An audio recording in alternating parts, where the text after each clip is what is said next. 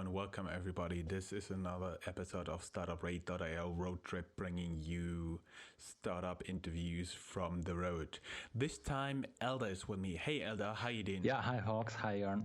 Actually, we here because you took a road trip, because Kirill and I have been busy preparing some other stuff and been to Karlsruhe Code N event, from which our listeners already heard a lot of interviews. And now you brought us interviews from another startup event in Munich opened by Kevin Spacey. Tell us a little bit about it. Yeah, that was a great event, and I'm so happy that we had a chance to visit it as a journalist. And there was a great lineup of speakers, many pitches, many startups in the foyer, and I really recorded a lot of great content. And we will make 3 podcasts. Just this is one of them, which will hold one by one. And yeah, I can talk a lot about Bits and Pretzels. That was a great event. I was for the first time there this year, so I cannot really compare it to the last year, but the guys are doing it already for 4 years. And I spoke with people who were there for the last 1-2 years, and they said like this event is significantly improved with a lightning speed. And is there something interesting that you want to know about it? Because as I said, I can tell you a lot.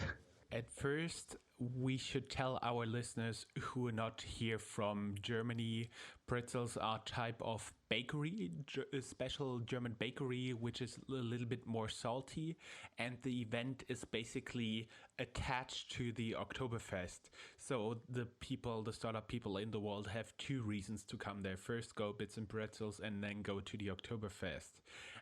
I would be personally wondering, how did Kevin Spacey, who's world renowned from House of Cards, actually fit into the startup world? Because he was the opener of the event. How did this work, and did it work for you? Yeah, exactly. Kevin Spacey opened the event with his keynote, and we heard a story before he started to talk from the founders of Bits and Pretzels, and they told like very shortly the story how they reached him, and it was a kind of bit complicated because the guy contacted the assistant of the assistant of the assistant of the Kevin Spacey, and they just contacted them, and then it somehow started to work, and then they finally got the interest from Kevin Spacey. And yeah, Kevin Spacey is known for everyone as an actor, as an Oscar-winning actor, but not many people heard that he is actually an investor himself. He's investing in startups. And the only celebrity from the US who's right now known to invest in European or German startups is Ashton Kutcher, I do believe, right? That would be the one I would have on my list, and everything else also ran. Yeah, not Kevin Spacey. Yeah, I would be happy to hear Ashton Kutcher next year. Maybe the Bits and Pretzels Orga team will invite him. And if the assistant of Ashton Kutcher hears this, reach out to us. We are open for an interview.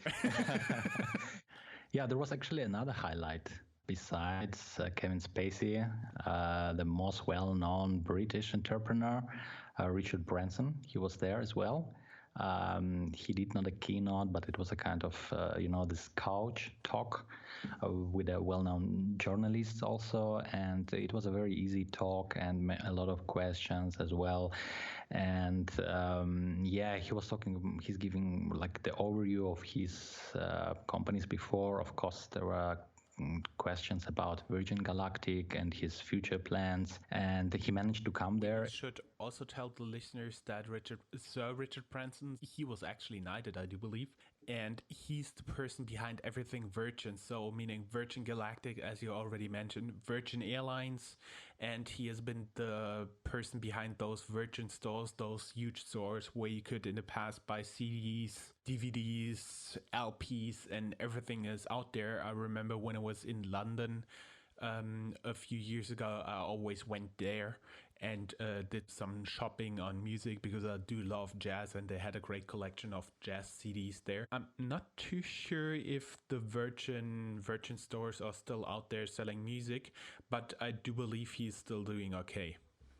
Yeah, he tried everything as possible, and he's also well known for his personality. He's always trying to break the world records, and yeah, he managed to come. As I said, even he had an accident. He was cycling from Italy, from South Italy to Switzerland, and yeah, thanks God, it was not something seriously, but yeah, he managed to come, and he was quite motivating for many people, sitting people in the hall. And one more important thing that I also want to mention, that actually there was a pitch contest there at the Bits and Pretzels, and the first prize, the prize for the first place, was an amazing. It was, if I'm not mistaken, 1 week spending on his island.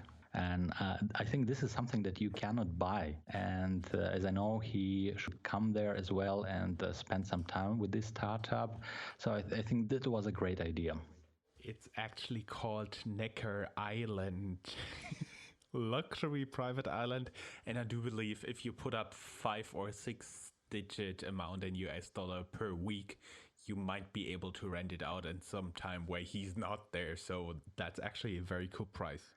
Yeah, that's pretty cool. And it also gives you a trip to the Caribbean, to the British Virgin Islands. So I would take it. Nonetheless, any more impressions you want to share with our listeners there? Yeah, I would be, yeah, that's what I also want to mention, that it would be a nice idea to make such competition for the media who are covering startup news. And yeah, we could be one of the potential candidates for it. Yeah, I think the... Let's see how this works out. I'm only going there and pitching if I'm pitching against Ashton Kutcher. Yeah. I also need, of course, to mention that Kevin Spacey and Richard Branson were not only the guys among the speakers. There was a great number of speakers, for example, from such companies, the founder of the Airbnb. There was a guy who founded Youporn. That was one of the most interesting talks for me to hear his story. And what did he actually tell? yeah, you know, when I saw in the agenda, in the program, the founder of the Youporn, I said, wow, that's the talk I want to visit. And I was there with some people, some friends, and we were expecting, you know, someone porn boss. But yeah, at the end, there was a guy who founded it, and he was like, yeah, he was looking like many startups right now, like a techie geek. And I think many people were surprised.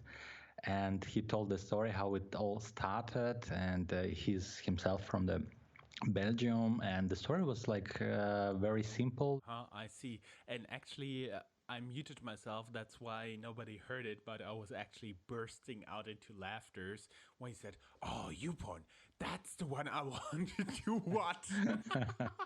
Yeah. I'm sure I was not known. Unfortunate choice of words here, but nonetheless, we would just now open the stage for the startups. At first, we brought you 4 startups. You brought us 4 startups, I do believe, Eldar, right? Yeah, we do have 3 startups and a talk by Miss Baker. Miss Baker from Mozilla Foundation. Exactly. So this time we basically wrapped all these startups together that have something to do with analytics, with censoring, or work with this in some way. So guys, enjoy it, and we're very sorry we have some pretty low sound quality there. I hope you don't mind. If you do have any suggestion how we get this better, just let us know, and next time, we promise, next time we are on an event, the sound quality will be better again, right? Yeah, we are working on that, definitely. Okay, guys, so just tune in, and now there are 3 startups plus Mozilla Foundation coming up for this episode of Roadtrip. And guys, keep in mind, sharing is caring. Share as much as you can, and if you have some feedback, just email me, joe@startuprad.io or elda@startuprad.io. We are always happy to hear from you guys. We are right now at the backstage, and we have a great chance to interview the speakers. And I have here a Miss Mitchell Baker, a chairwoman of the Mozilla Foundation. And the talk was about the data. The data is a new oxygen. So how about the startups? It's quite clear that corporations now investing a lot of money in data, but how about startups? Is it really an oxygen for them? Well, I think your tour of your startups will tell you that, but yes, because if you look increasingly, I think startups are relying on data without necessarily actually knowing it. Imagine if you didn't know who your consumer was. Increasingly, startups use geolocation data, they use maps data, and so if you imagine a consumer product that doesn't have personalization in it, you would not imagine it actually succeeding. Now, there are many in the old privacy circles who wish it were different and wish that products, we were all still anonymous. But the challenge today is to figure out how to build data-rich environments and maintain individual user control over it. I think the idea of not having data is unlikely to succeed. So the challenge is how to do it well. And so we're looking at that pretty closely at Mozilla as well, too. Yeah, I'm from the analytics background, and I'm dealing with the data every day. And I know that it's a kind of the buzzword, big data. Everyone is talking about. How about Mozilla? So, what is the data vision for Mozilla, and what you are doing there at the moment? Yeah. Our data vision is forming. I will say, we were in the no data, anonymity, maximum privacy camp for a very long time. And I'd say in the last couple of years have realized it's important to have that option for people who need it and want it. Because certainly if you live in a government that is not, doesn't apply the rule of law, you need it and want it. So maintaining that option, yes. But for those who are lucky enough to live in a more trusted environment, that the richness of data is important. So we have been very carefully building data capacity. And in fact, we are really investigating all forms of data right now, very carefully, but investigating in Firefox what people are doing. But for us, it's on a voluntary basis right now, that we ask people if they're comfortable sharing data with us. That's on one end, using more data. On the other end, we're increasing, privacy options. So, for example, if you enable Firefox browsing, private browsing in Firefox, we block ad trackers. Just without you needing to do anything. That breaks some sites, so it's hard to turn on for everyone if they don't really want it. So we're looking actually at both sides, how to actually be very careful and protect people when they need it, and how also to explore data in a way that gives rich experiences, but also respect for users. Everyone knows Mozilla is a kind of a pioneer always. And are there startups, are there any features or services? Mozilla is also popular for the open source, of course, that startups can leverage, that assets that Mozilla produces. Oh, sure. Let's see. I'll mention one here, and we'll take sort of virtual reality technology because it's interesting and exciting. So we're building that for the web. And we have something called A-Frame, which is a tool for developers to use to build for the web, and an early application in, you might call it painting, drawing, and all of these are open source. They have some very interesting characteristics that I would call them analogous to responsive design. Like not in a technical sense, but in an analogous sense, meaning that you can write it and it displays on all devices, all browsers. It's not a Mozilla Firefox thing. It's not a phone. It's not an Android piece. It's the essence of the web that was great about it, right? And the tools are such that you don't have the same browser-to-browser pain from history. So that's one area. Yep. We're also exploring. We have what we call Test Pilot, which is where we test out new features in Firefox. With a very mature product, it's not always that easy to test out new features. So we've built a framework for testing new features that people can opt into, opt out of, that we can understand in an actual, real, live, large-scale consumer product with a smaller set of users who can try something and give feedback. That's a little bit tricky. Yeah. That's one advantage for websites. It's easier to do A/B testing. So we've been exploring and have built this framework for doing that sort of testing in a product while maintaining the level of quality that you need. Yeah. And my last question will be, because I'm trying to answer the question myself, who are actually data scientists? I found 12 definitions. That is a sexist job and it's a buzzword. So I don't know, from your perspective, what do you think? Who are the data scientists actually? Because this is a new profession and there are no real data science. There are the people who are coming from different backgrounds. How it works in Mozilla? Who are the data scientists in Mozilla? Well, I'm going to give an answer at one end of the spectrum because probably you've heard other ends. I would say the real data scientists are the curious. And the set of people who can imagine a question on the one hand and who can actually look at data with a level of curiosity that allows them to see things. So those are two different things. One is having a question, so you're actually trying to answer it, and the other is a more open-ended curiosity. Well, what do I see in here? And so that's not a technical. It doesn't say you're a mathematician or you're a statistician. It's really a state of mind of that connection between bits and meaning. Okay, Ms. Becker, thank you very much for your time, and I wish you enjoyed the rest of the event. My pleasure. Thank you. Yeah, thank you. We have here Rita from the Parquery. And Rita, can you tell just very generally what's the idea of the product? Yes, so Parquery, we're interested in analyzing parking. So we would like to help people find parking, and we want to show from using computer vision algorithms and taking images. We want to determine which parking spots are available for somebody to go and find parking. Yeah, the idea is pretty easy, and it's everybody knows about this problem. Whoever was driving a car, especially in big cities, and are you on the market already? Yes, so we have about 15 to 20 projects launched already in various cities across Europe. So in Switzerland, France, Netherlands, we're starting one in Finland as well. And mainly at the moment, our customers are system integrators and parking management companies. So we set up small smart parking projects with them where we set up 1 or 2 cameras, or if they already have a camera in place already, then they just send us the images. We analyze these images using our software, and then we send back information. What is actually the business model behind? So the business model behind here is we analyze each parking spot by spot, and we offer software as a service to guys who are interested in this information. And the information that they're interested in can range from just the simple occupancy or the duration or the predictive analytics on top of it. And what are your plans? So how you want to scale? Why you are here?